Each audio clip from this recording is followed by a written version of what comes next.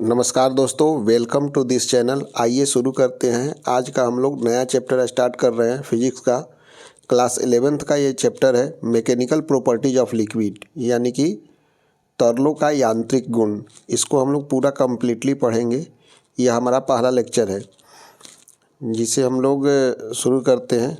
तो सबसे पहले हम लोग जानते हैं कि मैकेनिकल प्रॉपर्टीज ऑफ लिक्विड के अंतर्गत हम लोग क्या क्या पढ़ेंगे।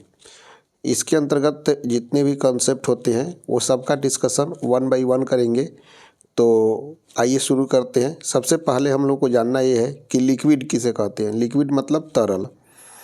तो देख लेते हैं। सबसे पहले है हमारा तरलों का यांत्रिक गुण, यानी कि तरल दाब। इसे हम लोग शॉर्ट फॉर्म में तरल दाब कहते हैं। यहाँ पे प्रेशर के बारे में अध्ययन करना है। प्रेशर मतलब दाब होता है। Mechanical properties of liquid, fluid pressure जिसे हम लोग बोलते हैं। सबसे पहले तरल किसे कहते हैं। निश्चित रूप से तरल का इंग्लिश वर्ड होता है फ्लूइड्स, यानी कि जिसमें तरल एक प्रकार का वह पदार्थ होता है जो प्रवाहित हो सके। मतलब कुछ ऐसे भी पदार्थ होते हैं जो निश्चित रूप से प्रवाहित होते हैं, उसे ही हम लोग तरल कहते हैं। Fluid is a substance that can flow, मतलब कि वह पदार्थ जिसमें प्रवाहित होने का नेचर पाया जाता है वही हम लोगों का तरल कहलाता है। उसके बाद में हम लोग आगे बढ़ते हैं। तरल के प्रकार कितने प्रकार हैं। तरल के 2 प्रकार होते हैं। एक होता है द्रव स्थितिकी और एक होता है द्रवगतिकी। द्रव स्थितिकी मतलब हाइड्रोस्टैटिक। हाइड्रो मतलब होता है जल, यानी कि जिसके अंतर्गत हम लोग द्रव के स्थैतिक नेचर को अध्ययन करते हैं, उसी को हम लोग द्रव स्थितिकी कहते हैं। यानी कि द्रव स्थितिकी के अंतर्गत हम लोग द्रव के स्थैतिक स्थिति का अध्ययन करते हैं, उसे हम लोग द्रव स्थितिकी करते हैं। इसका सबसे बढ़िया एग्जाम्पल आप लोग देखते होंगे कि किसी भी तालाब में जो जल होता है वह स्थिर रहता है, या कुएं का जल स्थिर रहता है। तो उसके अंतर्गत या कोई भी पार्टिकल या कोई भी एक कंटेनर हम लेते हैं, तो कंटेनर में जो जल होता है उसका जल जो होता है हमेशा स्थिर रहता है। यानी कि एक हम लोग सिस्टम क्रिएट करते हैं, उस सिस्टम के अंतर्गत कोई भी जल अपने स्थिर स्थिति में है या स्थिर अवस्था में है, उसे हम लोग द्रव स्थितिकी कहते हैं। इसके अंतर्गत हम लोग को मतलब 11th क्लास में द्रव स्थितिकी यानी कि हाइड्रोस्टैटिक के बारे में हम लोग को पूरा अध्ययन करना है। तो इसका हम लोग अध्ययन करेंगे, लेकिन सबसे पहले हम लोग ये जान लेते हैं कि टाइप्स ऑफ फ्लूइड के अंतर्गत 2 होता है। एक होता है हाइड्रोस्टैटिक और एक होता है हाइड्रोडायनेमिक। यानी कि हाइड्रोस्टैटिक नाम से ही एकदम स्पष्ट दिख रहा है कि जिसके अंतर्गत जिस स्थैतिक द्रव के जिस स्थैतिक स्थिति को अध्ययन करते हैं जिस ब्रांच में, उसी को हम लोग क्या बोलेंगे, द्रव स्थितिकी। यानी कि द्रव की स्थैतिक स्थिति को अध्ययन करना ही द्रव स्थितिकी कहलाता है। The branch in which we study about the static nature of fluids is called hydrostatic. इसका एग्जाम्पल भी हमने आपने दे दिया। आपके आसपास में कहीं अगर तालाब होगा, तालाब के पानी में जो होता है वो पानी स्थिर रहता है, वो स्टैटिक नेचर में नहीं रहता है, फ्लोइंग कंडीशंस में नहीं रहता है। इसीलिए हम लोग तालाब के पानी को या कुएं के जल को या आप किसी भी बाल्टी में पानी रखा हुआ है उसका, या कोई नया हम लोग सिस्टम क्रिएट करते हैं, उस कंटेनर में जो भी पानी रखा हुआ रहेगा या कोई भी द्रव रखा हुआ, द्रव के रूप में आपको मरकरी भी हो सकता है, वो भी द्रव अवस्था में पाया जाता है, या जल। जनरली हम लोग को जल जो होता है वह लिक्विड फॉर्म में रहता है, इसीलिए हम लोग वाटर को जनरली हम लोग लिक्विड मानते हैं। और वो जब किसी भी सिस्टम को क्रिएट करके वहाँ पे रख देते हैं तो वो स्टैटिक नेचर में हो गया, यानी कि स्थैतिक स्थिति में हो गया। उसके बाद में हम लोग समझ सकते हैं कि द्रवगतिकी किसे कहते हैं। द्रवगतिकी यानी कि हाइड्रोडायनेमिक्स। निश्चित रूप से वहाँ पे द्रव स्थितिकी में द्रव के स्थैतिक नेचर का अध्ययन कर रहे थे, और यहाँ पे हम लोग द्रव के गति का अध्ययन करेंगे।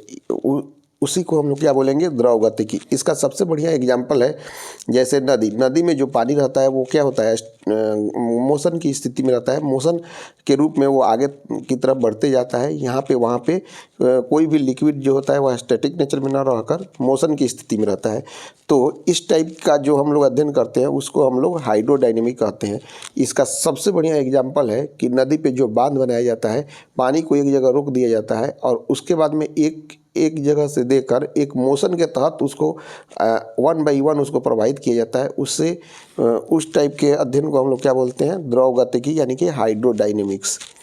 या समुद्र का पानी जो होता है वो भी स्थिर अवस्था में नहीं रहता है, वो भी क्या है, मोशन की स्थिति में रहता है। तो हम लोगों को दोनों चैप्टर को पढ़ना है, यानी कि हाइड्रोस्टैटिक्स को भी पढ़ना है 11th क्लास में और हाइड्रोडायनेमिक्स को भी पढ़ना है। तो आप लोग अभी तक समझ गए होंगे कि हाइड्रोस्टैटिक और हाइड्रोडायनेमिक्स किसे कहते हैं। हाइड्रोस्टैटिक्स वह हुआ यानी कि द्रव की स्थैतिक स्थिति का अध्ययन करना ही द्रव स्थितिकी कहलाता है, और द्रव की गति का अध्ययन करना जिस शाखा में करते हैं उसे ही हम लोग द्रव गतिकी कहते हैं, यानी कि branch in which we study about the dynamic nature of fluids is called द्रव गतिकी। अब हम लोग आगे बढ़ सकते हैं। इसके अंतर्गत हम लोग को सबसे पहले अध्ययन करना है हाइड्रोस्टैटिक्स, यानी कि यहाँ से हम लोग हाइड्रोस्टैटिक्स शुरू करते हैं। हाइड्रोस्टैटिक्स में सबसे पहला टॉपिक जो है वह है संतुलन में तरल, यानी कि fluid in equilibrium. Equilibrium conditions क्या होता है, जहाँ पे सारा जितना भी फोर्स लग रहा है वो सारा फोर्स उस पॉइंट पे यदि जीरो हो उसको हम लोग इक्विलिब्रियम कंडीशंस बोलते हैं। तो यहाँ पे हम लोग देख सकते हैं हमने ये क्या किया कि एक कंटेनर लिया। इस कंटेनर में जो कि स्टैटिक नेचर में है, क्योंकि ये कंटेनर एक बाल्टी के शेप का है, यानी कि हमने एक कंटेनर लिया जो कि एक स्टैटिक नेचर में बोल सकते हैं। इसमें जल का प्रवाह नहीं है, यानी कि द्रव क्या है, स्थैतिक स्थिति में है जो कि प्रवाह नहीं कर रहा है। यानी कि हम लोग हाइड्रोस्टैटिक के नेचर को हम लोग पढ़ना शुरू कर दिए हैं। इसमें हमने एक जल लिया, इस पे जल पे जो है फोर्स जो है ऊपर से नीचे की तरफ काम कर रहा है। हमको यही प्राप्त करना है कि यहाँ पे फोर्स जो लग रहा है वो कितना डिग्री के एंगल पे लग रहा है, थीटा का वैल्यू हमको प्राप्त करना है। तो नीचे की तरफ जब काम कर रहा है, मान लीजिए कि कोई फोर्स है वो थीटा डिग्री एंगल पर ले लिया हुआ है, यहाँ पे फोर्स काम कर रहा है एफ, तो इसका हम लोग एक्स कंपोनेंट निकालेंगे, एफ कॉस थीटा हो जाएगा, और इसका vertical component F sine theta होगा। तो यहाँ पे नीचे की तरफ फोर्स जो काम कर रहा है वो तो नीचे की तरफ काम कर रहा है, लेकिन एक्स एक्सिस में फोर्स जो है हमेशा कितना होगा, जीरो होगा। इसीलिए संतुलन की स्थिति में a summation of f x is equal to zero, तो यहाँ पे हो जाएगा f cos theta is equal to zero. और हम लोग निश्चित रूप से मान सकते हैं कि एफ का कोई ना कोई वैल्यू होगा, यानी कि बल जब नीचे की तरफ काम कर रहा है उसका 1 2 3 कुछ ना कुछ वैल्यू होगा, इसीलिए एफ तो कभी भी जीरो नहीं हो सकता है। और हम लोग जानते हैं कि एफ जब जीरो नहीं होगा तो कॉस थीटा जीरो होगा, क्योंकि जब दो वस्तु का मल्टीप्लिकेशन या दो किसी भी चीज़ का मल्टीप्लिकेशन जीरो होता है तो हम लोग मैथमेटिक्स में हम लोग जानते हैं या तो एक्स इजकल टू जीरो होगा या वाई इजकल टू जीरो होगा, या दोनों जीरो हो सकता है। लेकिन अगर यदि एक जीरो नहीं है तो निश्चित रूप से दूसरा वाला को जीरो होना ही पड़ेगा। तो इसलिए यहाँ पे एफ जीरो नहीं है तो cos theta is equal to zero हो जाएगा। और जैसे ही cos theta is equal to zero होगा, हम लोग जानते हैं कॉस थीटा का वैल्यू जीरो कब होता है, कॉस 90 डिग्री का मान cos theta is equal to zero के बराबर होता है, इसीलिए थीटा इजकल टू 90 डिग्री हो गया। तो हम लोग कह सकते हैं कि जब संतुलन की स्थिति में जब कोई भी पानी किसी भी कंटेनर में रहता है और वो स्टैटिक नेचर में रहता है तो उसके ऊपर जो फोर्स काम करता है उसका एंगल कितना होता है, उसका एंगल होता है 90 डिग्री, हमेशा उसका एंगल 90 डिग्री होगा। इसीलिए इस कंटेनर में हर एक पॉइंट पे जो है वह एफ जो है 90 डिग्री पे काम करेगा। यही हमारा है कॉन्सेप्ट संतुलन में स्थित तरल, यानी कि फ्लूइड इन इक्विलिब्रियम। अब हम लोग नेक्स्ट आते हैं जो कि हम लोग को इस पूरे चैप्टर में पढ़ना है, उसका नाम है तरल दाब, फ्लूइड प्रेशर जिसको हम लोग बोलते हैं। फ्लूइड प्रेशर यानी कि तरल दाब। सिंपल सा बात है कि यहाँ पे जो दाब काम कर रहा है वह 90 डिग्री पे काम कर रहा है, नीचे की तरफ फोर्स, तो फोर्स प्रेशर इजकल टू हो जाता है फोर्स पर यूनिट एरिया, यानी कि तरल दाब इजकल टू क्षेत्रफल डिवाइडेड बाई बल संतुलन बल, यानी कि टोटल लगने वाला बल उस पूरे पार्टिकल के अंतर्गत डिवाइडेड बाई क्षेत्रफल, यानी कि द्रव के सतह पर एकांक क्षेत्रफल पर लगने वाले बल को हम लोग क्या बोलते हैं, तरल दाब कहते हैं। यदि यहाँ पे P is equal to f by a होता है तो यदि A इजकल टू 1 हम लोग मान लेते हैं तो force is equal pressure is equal to कितना हो जाएगा, फोर्स, यानी कि एकांक क्षेत्र पर लगने वाला बल यदि 1 यूनिट का हो जाए तो निश्चित रूप से हमारा प्रेशर कितना हो जाएगा, फोर्स के बराबर हो जाएगा। हम लोग जानते हैं फोर्स का यूनिट कितना होता है, न्यूटन, एरिया का यूनिट होता है मीटर स्क्वायर, इसीलिए प्रेशर यानी कि दाब का यूनिट कितना हो जाएगा, न्यूटन पर मीटर स्क्वायर, जिसे हम लोग पास्कल भी कहते हैं। इसी तरह का कॉन्सेप्ट हम लोगों ने पढ़ा था वहाँ पे स्ट्रेस, यानी कि मैकेनिकल प्रॉपर्टीज ऑफ सॉलिड में हम लोगों ने पढ़ा था stress is equal to force per unit area. जिस तरह से वहाँ पे स्ट्रेस काम करता है उसी तरह से लिक्विड में हमारा प्रेशर काम करता है, यानी कि फ्लूइड प्रेशर। तो fluid pressure is equal to force per unit area, इसका सिंपल डिफिनीशन हो जाएगा द्रव के सतह पर एकांक क्षेत्रफल पर लगने वाले बल को हम लोग क्या बोलते हैं, तरल दाब कहते हैं। अब हम लोग नेक्स्ट टॉपिक पढ़ते हैं जो कि सबसे इम्पोर्टेंट है, पास्कल्स का नियम। पास्कल्स का नियम यानी कि पास्कल्स लॉ। पास्कल्स का नियम हम लोग दो तरह से पढ़ेंगे, एक विदाउट ग्रेविटी जहाँ पे ग्रेविटी का मान 0 होगा, और दूसरा हम लोग पढ़ेंगे विथ ग्रेविटी जहाँ पे ग्रेविटी को हम लोग कंसीडर करेंगे।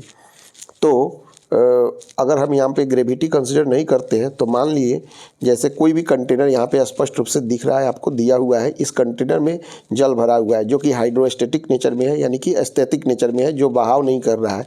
यानी कि हम लोगों ने कंसीडर कर लिया इस द्रव, एक कोई पात्र लिया जो कि पात्र में हम लोगों ने एक तरह से द्रव को भर दिया जो कि स्टैटिक नेचर में है, इसका बहाव नहीं हो रहा है।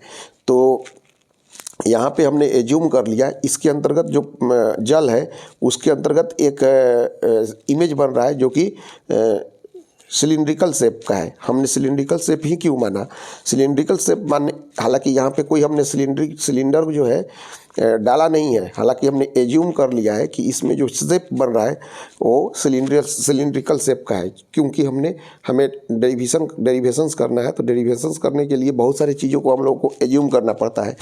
तो हमने एज्यूम कर लिया कि यहाँ पे जो फोर्स क्रिएट कर रहा है उस फोर्स के चलते यहाँ पे जो हमारा जो शेप बन रहा है वो सिलिंड्रिकल नेचर का है। सिलिंड्रिकल नेचर का करने का कारण, सबसे बड़ा कारण ये है कि हर एक पॉइंट पे सिलेंडर का जो क्रॉस सेक्शनल एरिया होता है वह क्रॉस सेक्शनल एरिया हमेशा समान होता है। लेकिन यदि हम सिलेंडर के अलावा यदि शंकु मांगते हैं या कोई ट्रायंगल मांगते हैं या कोई दूसरा शेप मांगते हैं तो निश्चित रूप से उसका क्रॉस सेक्शनल एरिया कभी भी समान नहीं हो पाएगा।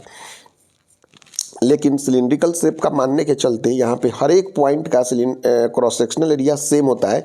तो क्रॉस सेक्शनल एरिया सेम होने के कारण, क्योंकि हमारा pressure equal to force per unit area होता है, एरिया पे भी डिपेंड करता है हमारा प्रेशर, तो प्रेशर का वैल्यू अलग अलग नहीं हो, इसीलिए हमने क्या ले लिया, हर एक जगह का क्रॉस सेक्शनल एरिया सेम होता है सिलिंड्रिकल में, इसीलिए हमने यहाँ पे सिलिंड्रिकल शेप को लिया। यहाँ तक कंसेप्ट आपका क्लियर हो गया होगा।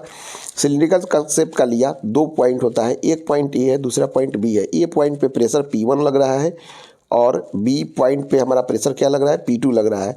यहाँ पे ए पॉइंट पे हमारा फोर्स F1 लग रहा है और बी पॉइंट पे फोर्स F2 लग रहा है, और दोनों पॉइंट का क्रॉस सेक्शनल एरिया सेम होगा क्योंकि हमने सिलिंड्रिकल शेप लिया है। यदि हमने सिलिंड्रिकल शेप नहीं लिया रहता, दूसरा कोई शेप लिया रहता, तो यहाँ पे क्रॉस सेक्शनल एरिया सेम नहीं रहता। क्योंकि हमको संतुलन की स्थिति बनाए रखना है, इसीलिए हमको ऐसा शेप मानना है जिनका हर एक जगह का अनुप्रस्थ काट का क्षेत्रफल जो है यानी कि क्रॉस सेक्शनल एरिया जो है हर एक जगह का सेम हो, इसीलिए हमने यहाँ पे क्रॉस सेक्शनल एरिया लिया। आप लोगों को निश्चित रूप से समझ में आ रहा है। तो हम संतुलन की स्थिति में मान सकते हैं कि सिरे ए पे जो बल लग रहा है, तो हम लोग जानते हैं pressure equal to force per unit area होता है, यानी कि P इक्वल टू F/A। तो हम लोग को F कैलकुलेट करना है एट पॉइंट A, यानी कि सिरे A पर बल कितना होगा, तो F equal to pressure into area, यानी कि F1 equal to P1 into A हो जाएगा। उसके बाद में सिरे B पर जो बल लगेगा, pressure equal to force per unit area, तो फोर्स इक्वल टू हो जाएगा आपका प्रेशर इंटू एरिया, तो F2 इक्वल टू हो जाएगा P2 इंटू A। संतुलन की स्थिति में हम लोग जानते हैं कि पॉइंट ए पे यानी कि ए बिंदु पे जो प्रेशर फोर्स लग रहा है, निश्चित रूप से बी बिंदु पे भी फोर्स लगेगा, वो दोनों आपस में क्या होगा, बराबर होगा। इसीलिए संतुलन की स्थिति में हम लोग देख सकते हैं कि F1 इक्वल टू F2 हो जाएगा, और F1 का वैल्यू कितना है, P1 into A equal to F2 का वैल्यू कितना हो जाएगा, P2 इंटू A। तो हम लोग जानते हैं कि चूंकि क्रॉस सेक्शनल एरिया ए का और बी का दोनों का क्रॉस सेक्शनल एरिया क्या है, बराबर है, इसीलिए ए को ए से हम लोग काट सकते हैं। जैसे ही ए को ए से काट देंगे तो कितना हो जाएगा, P1 इक्वल टू P2। तो P1 इक्वल टू P2 का मतलब क्या हो गया कि P हर एक पॉइंट पे क्या है, कांस्टेंट है, यानी कि इस सिलिंड्रिकल शेप में हर एक पॉइंट पे P यानी कि प्रेशर जो लग रहा है वो क्या है, कांस्टेंट है। इस तरह से हम लोगों ने, पास्कल्स का नियम यही बोलता है कि हर एक पॉइंट पे संतुलन की स्थिति में किसी भी बिंदु पे हम लोग प्रेशर को कैलकुलेट करेंगे तो उसका वैल्यू क्या आएगा, बराबर आएगा, समान आएगा संतुलन की स्थिति में। तब हम लोग इसका डिफिनीशंस देख लेते हैं कि यदि कोई द्रव संतुलन की स्थिति पर हो तो द्रव के अंदर प्रत्येक बिंदु पर दाब क्या होता है, समान होता है। इसे ही पास्कल्स का नियम कहते हैं। यानी कि हम लोग यहाँ पे देख सकते हैं हर एक पॉइंट पे इस पात्र में जहाँ पे भी हम लोग कंसीडर करेंगे, हर एक पॉइंट पे प्रेशर जो होगा क्या होगा, समान होगा, क्योंकि ये संतुलन की स्थिति में स्थित है और हर एक पॉइंट पे हमारा प्रेशर काम बराबर होगा। फिर से इसका स्टेटमेंट देख लेते हैं, क्योंकि जब भी स्टेटमेंट पूछेगा तो हम लोग इसको प्रूफ करेंगे। प्रूफ करने के बाद में क्या करेंगे, हम लोग यहाँ पे स्टेटमेंट लिख लेंगे। स्टूडेंट क्या करते हैं कि केवल स्टेटमेंट लिख देते हैं और प्रूफ नहीं करते हैं। तो केवल स्टेटमेंट लिखने का मतलब ये हो जाता है कि आप लोग 8वां क्लास 9वां क्लास का अध्ययन कर रहे हैं तो केवल स्टेटमेंट चलेगा। लेकिन यदि आपको 11th क्लास में लिखना है, यदि पास्कल्स का नियम पूछता है, तो स्टेटमेंट के साथ आप इसको प्रूफ भी करना है, विथ ग्रेविटी भी प्रूफ करना है और विदाउट ग्रेविटी भी प्रूफ करना है, चाहे क्वेश्चन 2 नंबर का भी पूछे। क्योंकि एग्जाम भी होते हैं तो स्कूल में भी बच्चे क्या करते हैं कि केवल स्टेटमेंट लिख देते हैं, हो गया। नहीं, स्टेटमेंट के साथ साथ आपको दोनों प्रूफ करना है, विथ ग्रेविटी और विदाउट ग्रेविटी दोनों। तो हम लोग देख सकते हैं कि यदि कोई द्रव संतुलन की स्थिति पर हो तो द्रव के अंदर प्रत्येक बिंदु पर दाब समान होता है, इसे ही पास्कल्स का नियम कहते हैं। अब हम लोग नेक्स्ट चलते हैं, जो कि सबसे इम्पोर्टेंट है, विदाउट ग्रेविटी यानी कि तरल दाब पर गुरुत्वाकर्षण का क्या प्रभाव पड़ता है, यानी कि प्रेशर पे गुरुत्वाकर्षण का क्या प्रभाव पड़ता है, इसको हम लोग गणना करेंगे। Effect of gravity on fluid pressure, यानी कि हम लोगों को पास्कल्स का ही नियम है, लेकिन कब, जब गुरुत्वाकर्षण जो है यहाँ पे काम कर रहा है, यानी कि विथ ग्रेविटी। तो हम लोगों ने एक पात्र ले लिया जो कि एक सिलिंड्रिकल शेप का एक पात्र है, मैंने बाल्टी इसको मान सकते हैं। इसमें हमने पानी को रख लिया जो कि संतुलन की स्थिति में हर एक जगह हाइड्रोस्टैटिक नेचर का है, मोशन के तौर पर नहीं है। तो यहाँ पे आप लोग देखिए, इस सिलिंड्रिकल शेप को हमने एज्यूम कर लिया है। क्यों एज्यूम किया है, चूँकि ऑलरेडी हमने बता दिया है। क्योंकि सिलिंड्रिकल शेप का एज्यूम करने के पीछे यही कारण है कि यहाँ पे हर एक पॉइंट पे क्रॉस सेक्शनल एरिया इसका सेम हो, यानी कि ए पॉइंट पे भी क्रॉस सेक्शनल एरिया सेम रहेगा, बी पॉइंट पे भी क्रॉस सेक्शनल एरिया इसका सेम रहेगा। और ए बी ही नहीं, किसी भी पॉइंट का आप इसका क्रॉस सेक्शनल एरिया लीजिएगा तो सबका सेम होगा, क्योंकि यह सिलिंड्रिकल शेप का आएगा। सिलिंड्रिकल शेप के अलावा कोई भी दूसरा शेप लेंगे तो निश्चित रूप से इसका क्रॉस सेक्शनल एरिया सेम नहीं रह पाएगा, और क्रॉस सेक्शनल एरिया सेम नहीं रहेगा तो इसका संतुलन की स्थिति हम लोग कभी भी प्राप्त कर नहीं पाएंगे। इसीलिए हमने यहाँ पे सिलिंड्रिकल शेप को लिया है, जिसका हाइट क्या है, h है। ए पॉइंट पे जो है F1 काम कर रहा है और बी पॉइंट पे F2 काम कर रहा है, और निश्चित रूप से इसका क्रॉस सेक्शनल एरिया दोनों का सेम है। तो ये ऊपर में क्रॉस सेक्शनल एरिया A है और नीचे में क्रॉस सेक्शनल एरिया भी A है। यहाँ पे भी A, यहाँ पे भी A, और यहाँ पे एक्सेलरेशन ड्यू टू ग्रेविटी यानी कि mg जो काम कर रहा है वो नीचे की तरफ काम कर रहा है। तो हम लोग जानते हैं कि एक साइड से हम लोग जितना भी सेम डायरेक्शन होगा उसको पॉजिटिव ले लेंगे, और उसके विपरीत में जो होगा उसको हम लोग निगेटिव ले लेंगे। ऐसा जरूरी नहीं है कि उसको पॉजिटिव और उसको निगेटिव ही लेंगे, लेकिन एक को यदि एक डायरेक्शन लेंगे, दूसरों का उसका विपरीत डायरेक्शन ले लेंगे। तो हम लोग गणना कर रहे हैं, तो संतुलन की स्थिति में F1 ऊपर से नीचे की तरफ काम कर रहा है, तो इसको हम लोगों ने F1 पॉजिटिव ले लिया। और यहाँ पे mg भी जो है ऊपर से नीचे की तरफ काम कर रहा है, इसीलिए mg को हमने पॉजिटिव ले लिया। और F2 जो है नीचे से ऊपर की तरफ काम कर रहा है। क्यों नीचे से ऊपर की तरफ काम करेगा, कोई भी पार्टिकल जब किसी भी द्रव में डुबाया जाता है तो वहाँ पे जो होता है फोर्स जो होता है नीचे से ऊपर की तरफ काम करता है, और नीचे से ऊपर की तरफ काम करता है उस बल को हम लोग वायंसी फोर्स या उत्प्लावन बल कहते हैं। इसका हम लोग आगे अध्ययन करेंगे। सिंपल अभी यही समझ लेते हैं कि कोई भी पार्टिकल जब किसी भी द्रव में रखा जाता है तो एक फोर्स ऊपर से नीचे की काम करता है और एक फोर्स नीचे से ऊपर की ओर काम करता है। जो फोर्स नीचे से ऊपर की ओर काम करता है उसे ही हम लोग उत्प्लावन बल यानी कि वायंसी फोर्स कहते हैं।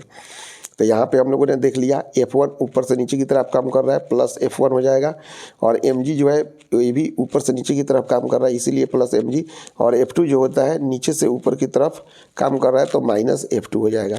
तो इसको हम लोगों ने लिख दिया F1 plus mg minus F2 is equal to 0।